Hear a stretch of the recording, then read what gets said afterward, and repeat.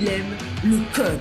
Il faut que la communication soit codée, mais de façon claire et transparente. La rigidité, c'est pas pour nous. Mon nom est Francis Parent-Valquette et vous écoutez le Sandro Show. Mais le plus important, c'est qu'il est bélier.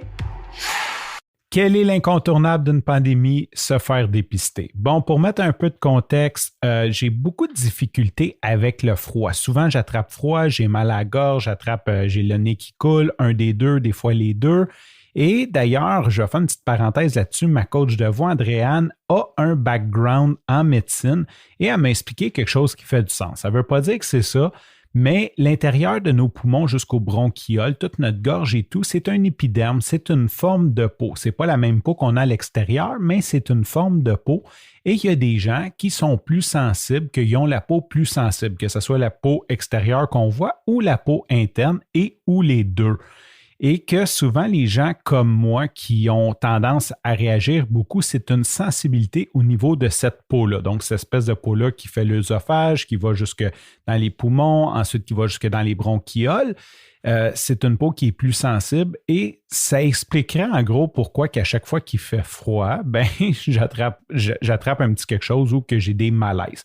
C'est une explication qui me fait totalement du sens. Je ne peux pas dire si c'est ça, je n'ai pas eu de diagnostic.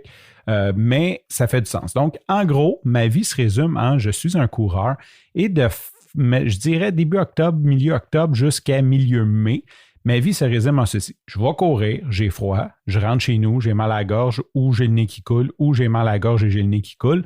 Je me repose une journée, je retourne courir le lendemain, je reprends froid, j'ai le nez qui coule, j'ai mal à la gorge et ainsi de suite pendant 6 mois de temps.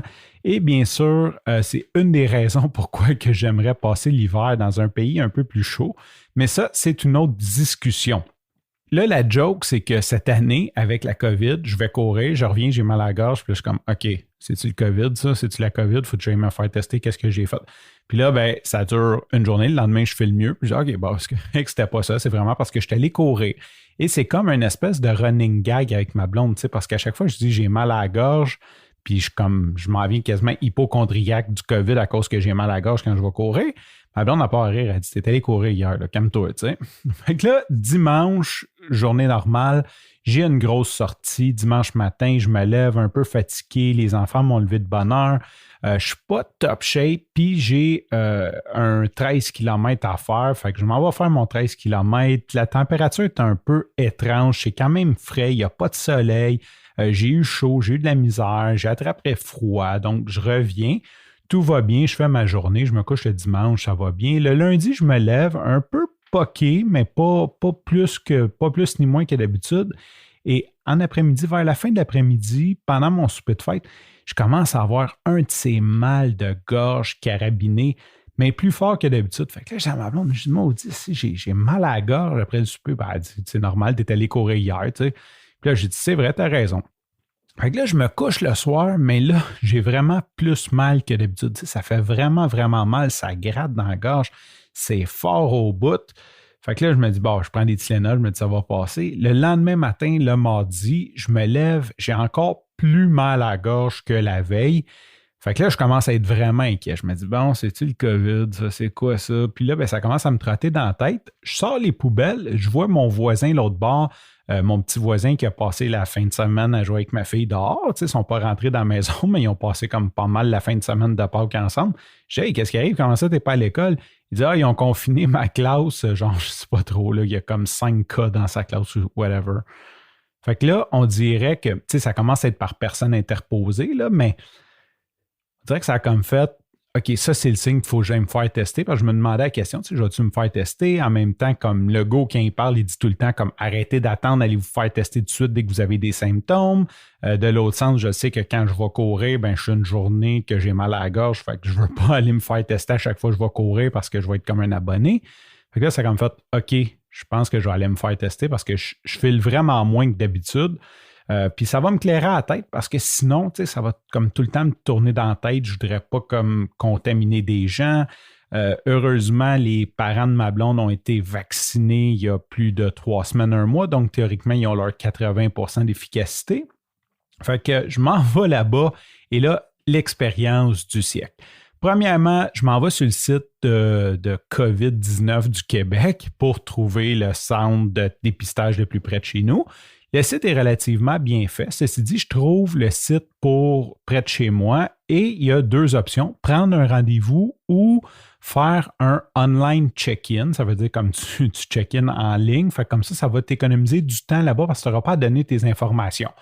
Fait que là, j'essaie de prendre un rendez-vous. Bon, il n'y a aucune plage disponible dans les 6 prochains mois. Fait que j'imagine que c'est un peu un système qui a été mis en place qui n'a jamais été fait. Et là, je dis, OK, je vais réserver en ligne. Donc, je réserve en ligne. Je vais faire mon check-in en ligne. Je remplis toute la paperasse. Je fais next, erreur. Mais là, moi, je suis un programmeur, puis je vois le code d'erreur. Fait que je comprends que c'est le nom d'utilisateur qui a un problème. Fait qu'au lieu de faire comme, OK, il y a une erreur, je vais m'en aller là-bas direct, j'essaie comme par tous les moyens de bypasser cette erreur-là. Donc, je prends plusieurs browsers, je change d'email, je recommence, je change de nom, j'enlève. Moi, j'ai un nom composé, le maudit trait d'union, des fois, ça fait planter les affaires, j'enlève le trait d'union, mets le trait d'union, change le nom de ma mère, enlève le trait d'union. Et à chaque fois, ça prend comme 3 minutes. Donc, je passe 1 heure à m'obstiner avec un système pour faire un check-in en ligne pour sauver du temps. D'ailleurs, petite parenthèse là-dessus, si un jour je donne des cours d'informatique à l'université, tous les sites du gouvernement du Québec, là, je vais les prendre en exemple de choses à ne pas faire. Tu sais. Je pourrais peut-être revenir là-dessus, là, mais comme ClickSecure, là, y a-tu un site moins compréhensible que tu finis, que tu appelles là-bas parce que ton mot de passe ne marche pas, puis qu'ils disent on va vous envoyer une lettre par la poste, ça va prendre 2 à 3 semaines pour faire un reset de password. C'est comme, hey, je suis allé sur Internet parce que faut que je fasse mon paiement pour demain. Je ne veux pas attendre une lettre 3 semaines. Je vais l'envoyer par courrier, maudit Dieu. Et anyway, fin de la parenthèse. Donc, le site ne fonctionne pas. J'arrive là-bas. Ah, puis il y a un temps d'attente. C'est super. Comme tu passes sur la map au-dessus de ton centre de prélèvement, puis c'est écrit le temps d'attente. Et au centre de prélèvement proche de chez moi, il y a 0 minute. Fait que je me dis, hey, ça, c'est cool. Ça veut dire que ça va aller vite. J'arrive là, il y a du monde en ligne, genre comme un coin de rue. Sincèrement, là, on était comme un line-up de, je dirais, facilement 300 mètres. Bon, c'est sûr qu'à 2 mètres de distanciation, c'est juste 150 personnes. Là. C'est pas comme la fin du monde. J'arrive là, en gros, 1h30, 1h45 d'attente. Et là, je pensais que c'était comme j'étais arrivé au mauvais moment. La madame m'a dit non, elle dit c'était même toute la journée. Il y a comme les cas montent. Et là, je m'enregistre. Premièrement, la dame, super gentille. Elle me dit quasiment que je suis venu pour rien. Je compte mon cas, puis comme elle dit, t'as pas eu de comportement à risque, là, sincèrement, là, c'est pas en allant à l'épicerie que tu vas pogner ça. Là, fait que, anyway, elle dit c'est mieux que vous soyez venu que si jamais vous contaminiez du monde. Donc, je m'en vais faire mon test et là, je reste poli avec l'infirmière qui va prendre mon test parce que je me dis, tu sais, ça m'aime pas, elle peut peut-être gosser plus longtemps que Q-tips dans le nez, tu sais, ça m'aime pas à face.